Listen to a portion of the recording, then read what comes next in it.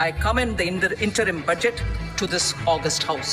Jai Hind. Election के बाद जो भी नई सरकार आती है वो जुलाई में वापस एक नया बजट प्रेजेंट करती है। इंटरिम बजट फरवरी से जून तक इलेक्शन के खर्चे, सरकार चलाने के खर्चे और रेलवे जैसी मिनिस्ट्रीज को सपोर्ट देने की परमिशन लेता है। इसीलिए इंटरिम बजट का एक और नाम है vote on account. 40,000 normal rail bogies will be converted to Vande Bharat standards. हमारे देश के फाइनेंस मिनिस्टर हर साल फरवरी 1 को देश का फाइनेंशियल बजट सबमिट करते हैं। माध्यम से हमें पता चलता है कि सरकार कहां से कितना पैसा कमा रहा है और उस पैसे को जनता के भलाई के लिए कहां कहां कितना खर्च कर रहा है। फाइनेंस मिनिस्टर इस साल फरवरी 1 को अपना फाइनेंशियल बजट सबमिट कर चुके हैं। तो आइए आज डिटेल्स एनालिसिस करते हैं इस साल के फाइनेंशियल बजट। तीन तरह का होता है, एक होता है सरप्लस बजट, एक बैलेंस बजट और लास्ट में डेफिसिट बजट। देश का इनकम अपना एक्सपेंडिचर से ज्यादा है उसको बोलते हैं सरप्लस बजट। जिस बजट में देश का इनकम और उसका एक्सपेंडिचर सेम है उसको बोलते हैं बैलेंस बजट। और जिस बजट में देश का इनकम अपना एक्सपेंडिचर से कम है उसको बोलते हैं डेफिसिट बजट। जो बजट है वो डेफिसिट बजट है क्योंकि हमारे देश का इनकम उसका एक्सपेंडिचर से कम है, क्योंकि यह सरकार को जनता का भलाई के लिए बहुत सा स्कीम लाना पड़ता है और जनता के लिए बहुत सारा पैसा खर्चा करना पड़ता है। इस वीडियो में समझते हैं कि सरकार का प्लानिंग क्या है, कहाँ से कितना पैसा वो कमा रहा है और किस किस सेक्टर में कितना कितना पैसा एलोकेशन किया है। देख लेते हैं कि हमारे देश में इस साल कौन कौन सा वो 5 बड़ा सेक्टर है जिसमें सरकार ज्यादा पैसा एलोकेशन किया है। मिनिस्ट्री ऑफ कंज्यूमर अफेयर्स, इस साल हमारा government ministry of consumer affairs को 2.13 लाख करोड़ रुपए एलोकेटेड किया है। और इस पैसे से हमारे देश का जो आम आदमी है, जो गरीब आदमी है, उसको हर तरह का स्कीम में से उनको कंज्यूमर गुड्स कंज्यूम करने के लिए मिलेगा। दूसरा नंबर पर है मिनिस्ट्री ऑफ रेलवे। इस साल मिनिस्ट्री ऑफ रेलवे को 2.55 लाख करोड़ रुपए एलोकेटेड हुआ है, जो कि पिछले साल से थोड़ा ज्यादा है।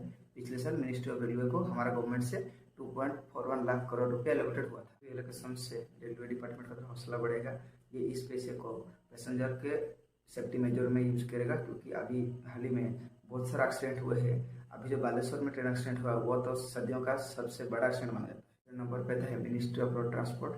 मिनिस्ट्री ऑफ रोड ट्रांसपोर्ट को इस साल हमारा गवर्नमेंट से 2.78 लाख करोड़ रुपया एलोकेटेड हुआ है। सबसे ज्यादा एलोकेटेड हुआ है मिनिस्ट्री ऑफ डिफेंस को। मिनिस्ट्री ऑफ डिफेंस को हमारा गवर्नमेंट की तरफ से 6.21 लाख करोड़ रुपए एलोकेटेड हुआ है मिनिस्ट्री ऑफ फाइनेंस को। हाँ दोस्तों, मिनिस्ट्री ऑफ फाइनेंस को एलोकेटेड हुआ है 18.5 लाख करोड़ रुपया। आप सोचोगे मिनिस्ट्री ऑफ फाइनेंस को इतना पैसा क्यों एलोकेटेड हुआ है, मैं वीडियो में आगे इसके बारे में आपको समझाता हूँ।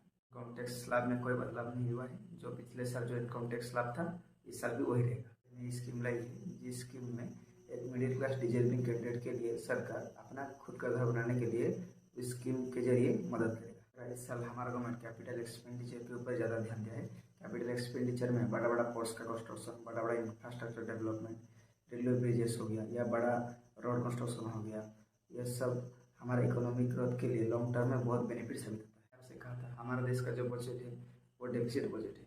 तो चलिए बात करते हैं कि इस डेफिसिट को हमारा देश कैसे मैनेज करता है। हमारा देश का डेफिसिट बजट में इस साल हमारा गवर्नमेंट फिस्कल डेफिसिट को 17.8 लाख करोड़ रुपए दिखाया। डेफिसिट को मैनेज करने के लिए हर साल हमारा गवर्नमेंट बाहर से बोरोइंग करता है, वो चाहे हमारा देश के अंदर से हो या बाहर से। अपना फिस्कल डेफिसिट को मैनेज करते हो तो उस बोरोइंग के ऊपर आपको इंटरेस्ट देना पड़ता है। हमारे देश का जो टोटल इनकम है हम उसमें से 1/3 तो इंटरेस्ट पे में ही देते हैं। एक अच्छी खबर यह है कि पिछले साल के कंपैरिजन में इस साल हमारे देश का फिस्कल डेफिसिट थोड़ा घटा है। यह देश के लिए बहुत अच्छा है। चलिए अभी देखते हैं इस फाइनेंशियल बजट में हमारा गवर्नमेंट किस किस सेक्टर से कितना अमाउंट इनकम करने का प्लानिंग रखा है। डॉक्यूमेंट हमें दिखाते हैं कि इस साल गवर्नमेंट 19% इनकम टैक्स से, 18% इनकम जीएसटी से एंड 17% इनकम कॉर्पोरेट। इस साल का फाइनेंशियल बजट का मेन ऑब्जेक्टिव